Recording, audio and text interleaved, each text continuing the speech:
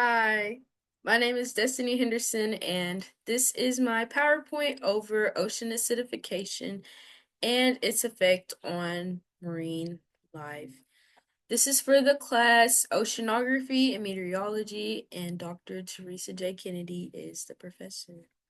So, for my first slide, I have, the introduction.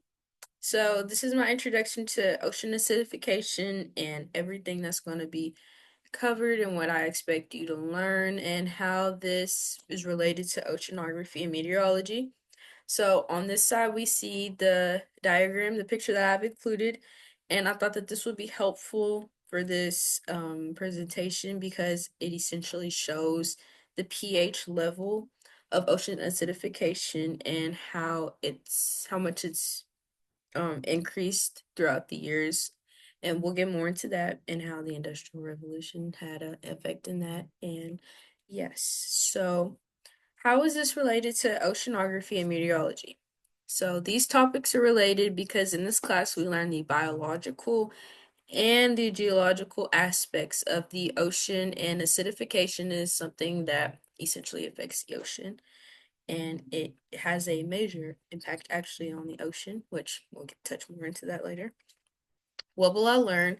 So I expect for you guys to learn from this that is what ocean acidification is, like what even it is.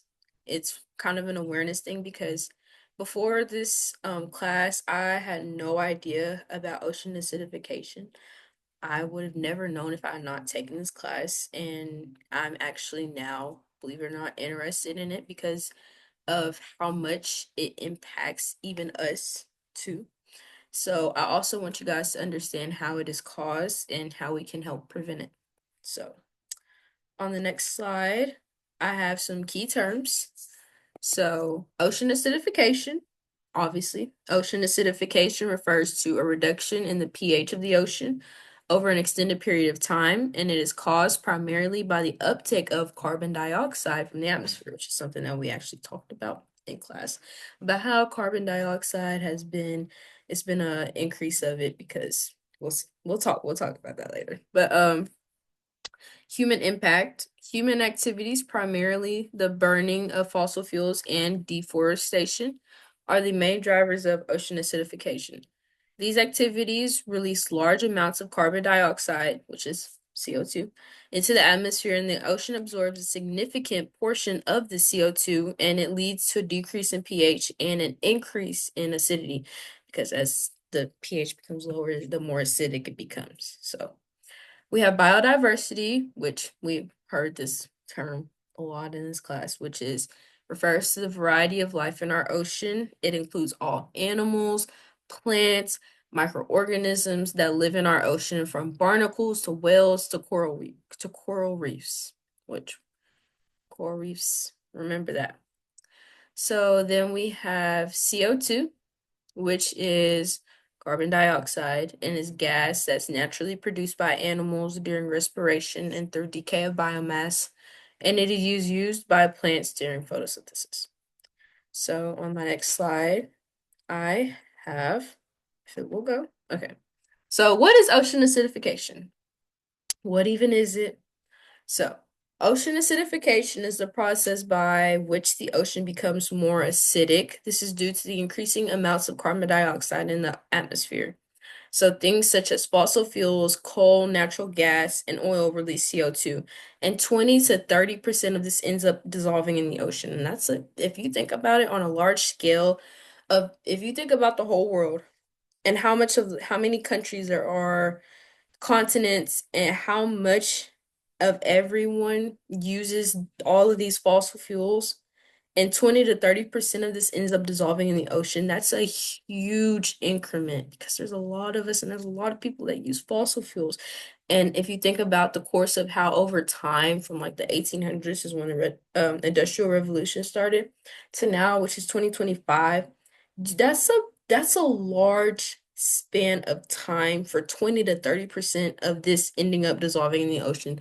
So if that gives you a good proportion or a good scale of how much how acidic the ocean has become throughout the time, it's insane. That's huge. And I included this picture on the side because I feel like it kind of shows, it gives a good breakdown of it, kind of the chemistry aspect, which we'll also get into the chemistry aspect in I believe it's the next slide. But it just shows how the late 1800s reduced acidity, but it ended up and fluctuated in the 2100, which is projected on the right of this picture. It's an increased acidity, which that's soon, guys. That's pretty soon. But on the next slide we have, how does this affect marine life? So the change in the ocean chemistry affects all marine life. It affects all of the animals inside of the ocean, obviously. But it especially affects organisms that rely on calcium carbonate that build their shells and planktons, which is species like corals, which remember, plankton, and shellfish. Because of the water acidity, it makes it difficult for them to form and make these structures. This threatens entire ecosystems and food chains that these organisms support. So it's not just one organism being affected, it's a whole ecosystem. It's a whole chain reaction that's being affected and being at risk. So on the next slide, I wanted to include the chemistry aspect because it kind of gives a better like understanding of what the process is. And so, as carbon dioxide dissolves into the ocean water, it reacts with the water, which forms carbonic acid. And the carbonic acid then dissociates into hydrogen and bicarbonate. And there is an increase in hydrogen ions, and the pH is lower, which means that the water becomes more acidic because as the pH becomes lower, the more acidic it becomes. It's essentially just your basic pH level. And on the picture I included, I kind of felt like that just gave a great visual. If you kind of didn't understand the words, this is perfect. Carbon dioxide goes into the ocean, and you add it plus the water, it makes carbonic acid, and carbonic acid branches out into hydrogen ions and bicarbonate, which essentially becomes more acidic because bicarbonate and hydrogen ions are more acidic than just carbon dioxide and water. So. My additional findings that I thought were interesting, I wanted to share, was the average ocean surface pH has dropped from 8.2 to 8.1, which is a 30% increase in acidity. Scientists predict another zero point 0.3 to zero point 0.4 drop if emissions continue, which at this rate, they're continuing at a rapid rate. Fisheries and tourism could lose billions of dollars if coral reefs and fish populations decline, which is how I talked about earlier, is how even we are affected by how the ocean acidification, like its effects on the ocean, because we also benefit from the ocean.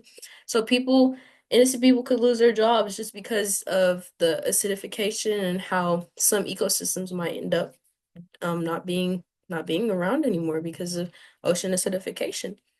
Warmer oceans hold less CO2, which could speed up atmospheric warming. That's essentially climate. It has to do with the climate change, which we talked about in this course. And it's just a whole bunch of factors that all lead into, like, they all branch off of each other. And really, if we're being truthful, it all veers back to us. Like, us as humans, we are the source of all the things that have been happening. But there's things that we can do to prevent and to try to make things better, which I'll get into.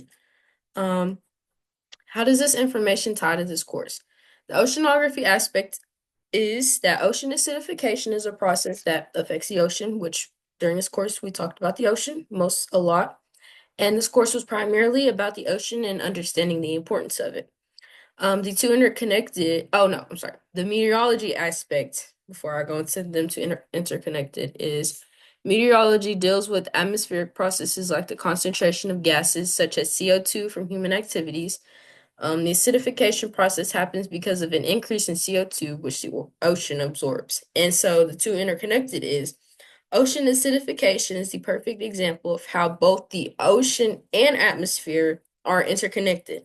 It shows how changes in one causes changes in the other. So it's pretty cool because as CO2 is being put in the atmosphere, the ocean is dissolving it. So the ocean and the atmosphere work hand in hand.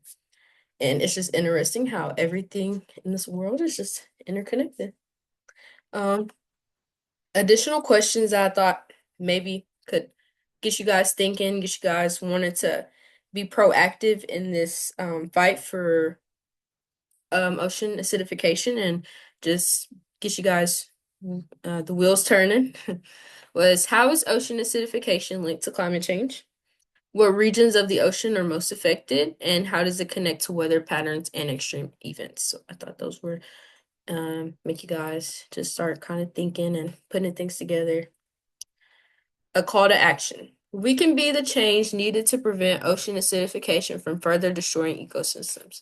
If we all make an effort to reduce carbon dioxide emissions, we can help protect and preserve aquatic habitats. Here are some ideas. And so I just gave a few of my ideas because I really feel like if everybody were to collectively try their best to incorporate some of these, we can really make an important impact and difference in the world around us in the ocean and even help people who depend on the ocean and things of that sort to, so limit pollution, fund ocean scientific research, educate others, set up more marine protected areas so ecosystems can recover and rebuild, and advocate. Advocate, advocate, advocate. People don't know unless they hear about it, and how can they hear about it unless somebody who already knows tells? So it's all hand in hand. We all have to help each other. So what will ocean acidification lead to?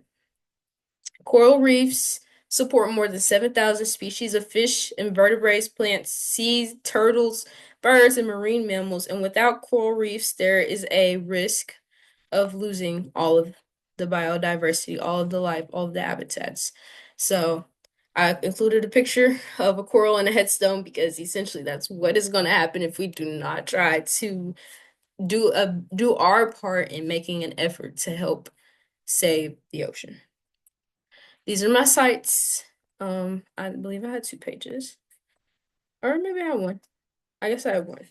But thank you for listening, and this was my presentation. Oh, there's my other site page. Um, thank you for your time. Thank you for listening, and I hope you somewhat understood or you're more aware about ocean acidification and its impact on the ocean and the world around us. So thank you.